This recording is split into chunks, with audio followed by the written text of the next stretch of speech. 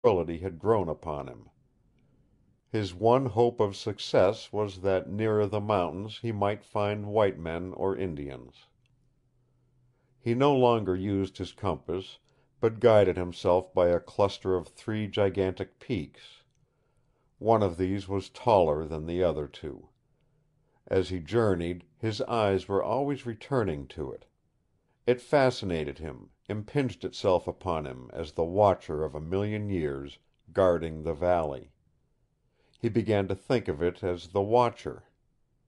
Each hour of his progress seemed to bring it a little more intimately to his vision. From his first night's camp in the valley he saw the moon sink behind it. Within him a voice that never died kept whispering to him that this mountain, greater than all the others, had been Marette's guardian. 10,000 times she must have looked at it, as he had looked at it that day, if her home was anywhere this side of the Campbell Range. 100 miles away she could have seen the Watcher on a clear day. On the second day the mountain continued to grow upon Kent. By mid-afternoon it began to take on a new character. The peak of it was in the form of a mighty castle that changed as he advanced. And the two lesser peaks were forming into definite contours. Before the haze of twilight dimmed his vision, he knew that what he had seen was not a whimsical invention of his imagination. The Watcher had grown into the shape of a mighty human head facing south. A restless excitement possessed him, and he traveled on long after dusk. At dawn he was on the trail again. Westward the sky cleared, and suddenly he stopped, and a cry came from him. The Watcher's head was there, as if chiseled by the hands of giants. The two smaller peaks had unveiled their mystery. Startling and weird, their crests had taken on the form of human heads. One of them was looking north. The other faced the valley.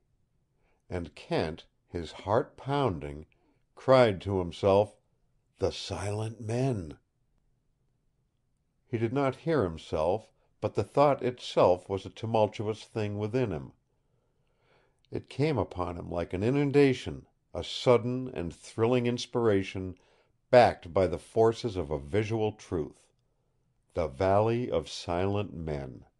He repeated the words, staring at the three colossal heads in the sky. Somewhere near them, under them, one side or the other, was Marette's hidden valley. He went on. A strange joy consumed him.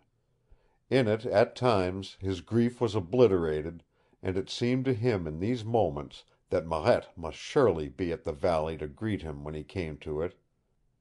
But always the tragedy of the Death Chute came back to him, and with it the thought that the three giant heads were watching, and would always watch, for a beloved lost one who would never return.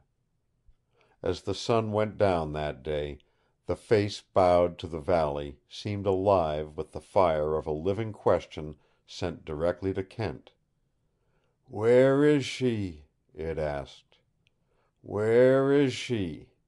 Where is she?" That night Kent did not sleep. The next day there lay ahead of him a low and broken range, the first of the deeper mountains. He climbed this steadily, and at noon had reached the crest. And he knew that at last he was looking down into the Valley of Silent Men. It was not a wide valley like the other. On the far side of it, 3 or 4 miles away, rose the huge mountain whose face was looking down upon the green meadows at its foot. Southward Kent could see for a long distance, and in the vivid sunlight he saw the shimmer of creeks and little lakes, and the rich glow of thick patches of cedar and spruce and balsam, scattered like great rugs of velvety luster amid the flowering green of the valley. Northward, 3 or 4 miles away, the range which he had climbed made a sharp twist to the east, and that part of the valley, following the swing of the range, was lost to him. He turned in this direction after he had rested. It was 4 o'clock when he came to the elbow in the valley and could look down into the hidden part of it. What he saw at first was a giant cup hollowed out of the surrounding mountains, a cup 2 miles from brim to brim, the end of the valley itself. It took him a few moments to focus his vision so that it would pick up the smaller and more intimate things 1/2 mile under him, and yet, before he had done this, a sound came up to him that set aquiver every nerve in his body. It was the far down, hollow-sounding barking of a dog. The warm, golden haze that precedes sunset by the mountains was gathering between him and the valley. But through this he made out after a time evidences of human habitation almost straight under him. There was a small lake, out of which ran a shimmering creek, and close to this lake, yet equally near to the base of the mountain on which he was standing, were a number of buildings and a stockade which looked like a toy. He could see no animals, no movement of any kind. Without seeking for a downward trail, he began to descend. Again he did not question himself. An overwhelming certainty possessed him. Of all places in the world, this must be the Valley of Silent Men. And below him, flooded and half hidden in the elusive sun mist, was Marette's old home. It seemed to him now that it belonged to him, that he was a part of it, that in going to it he was achieving his last great resting place, his final refuge, his own home. And the thought became strangely a part of him that a welcome must be waiting for him there. He hurried until his breath came pantingly between his lips, and he was forced to rest. And at last he found himself where his progress was made a foot at a time, and again he was forced to climb back and detour around treacherous slides and precipitous breaks which left sheer falls at his feet. The mist thickened in the valley.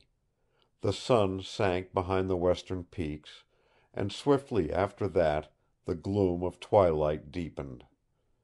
It was 7 o'clock when he came to the edge of the plain, at least a mile below the elbow which shut out the cup in the valley. He was exhausted. His hands were bruised and bleeding. Darkness shut him in when he went on. When he rounded the elbow of the mountain, he did not try to keep back the joyous cry that came to his lips. Ahead of him there were lights. A few of them were scattered, but nearest to him he saw a cluster of them, like the glow that comes from a number of illuminated windows. He quickened his pace as he drew nearer to them, and at last he wanted to run. And then something stopped him, and it seemed to him that his heart had risen into his throat and was choking him until he could not breathe. It was a man's voice he heard, calling through the twilight gloom a name. "Marette! Marette! Marette!" Kent tried to cry out, but his breath came only in a gasp. He felt himself trembling. He reached out his arms, and a strange madness rushed like fire into his brain. Again the voice called, "Marette! Marette! Marette!" The cup in the valley echoed the name. It rolled softly up the mountainside. The air trembled with it, whispered it, passed it on, and suddenly the madness in Kent found voice, and he shouted, "Marette! Marette!" He ran on. His knees felt weak. He shouted the name again, and the other voice was silent. Things loomed up out of the mist ahead of him, between him and the glowing windows. Two people, were advancing to meet him, doubtfully, wonderingly. Kent was staggering, but he cried the name again, and this time